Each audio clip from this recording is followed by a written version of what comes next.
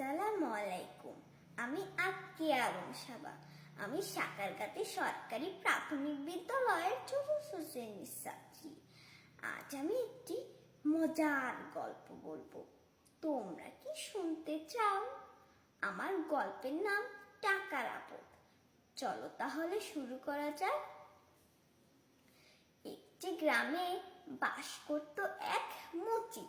সে সারাদিন কাজ করত আর গুনগুনিয়ে গান গেত। তার ছিল না কোনো চিন্তা। সে দেখতেও বেশ লাদুস লুদুস। তার বাড়ির পাশে এক ধনী ব্যক্তি বাস করত। তার ছিল বিশাল বড় বাড়ি, অনেক টাকা পয়সা। কাজ করার জন্য ছিল অনেক চাকর বাকর, কিন্তু তার মনে কোনো শান্তি ছিল না। তাকে দেখতেও বেশ রোগা মনে হতো। ঠিক মতন ঘুমাতে যে সে পারে না। ধনী ব্যক্তিটি মুচিকে দেখতো আর ভাবতো, সে এত গরিব, তবুও কিভাবে এত সুখী থাকতে পারে। ধনী ব্যক্তিটি ভাবলো সে এ বিষয়ে মুচির সাথে কথা বলবে। পরের দিন সকালে সে মুচিকে গিয়ে জিজ্ঞাসা করলো, কি গো মুচি ভাই, বড় যে আনন্দে গান করো, বছরে কত টাকা রোজগার করো তুমি? মুচি বলল, সত্যি বলছি মশাই, সেটা আমি কখনো হিসাব করিনি।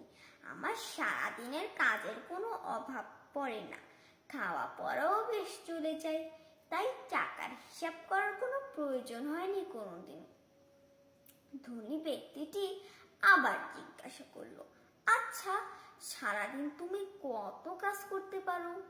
মুচি হেসে বলল, তারও ঠিক নেই, কোনোদিনও কম আর কোনোদিনও বেশি।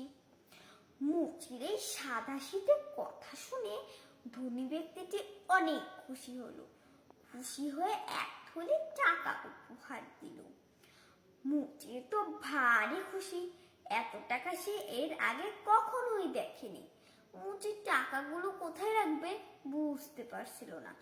একবেলা তার চিন্তা করতে করতেই কেটে গেল। অনেক ভেবে সে মাটির নিচে টাকা রাখার সিদ্ধান্ত নিল। এইবার মুচির আর ঘুম আসে না। একটু পরপরই সে দেখে টাকাগুলো ঠিক আছে কিনা।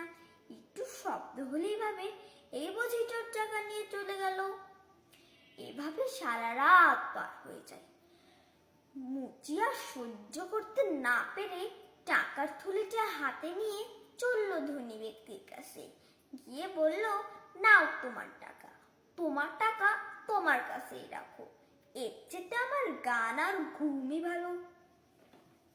তাহলে বন্ধুরা, এই গল্প থেকে আমরা এটাই শিখলাম যে টাকা দিয়ে সুখ কিনা যায় না।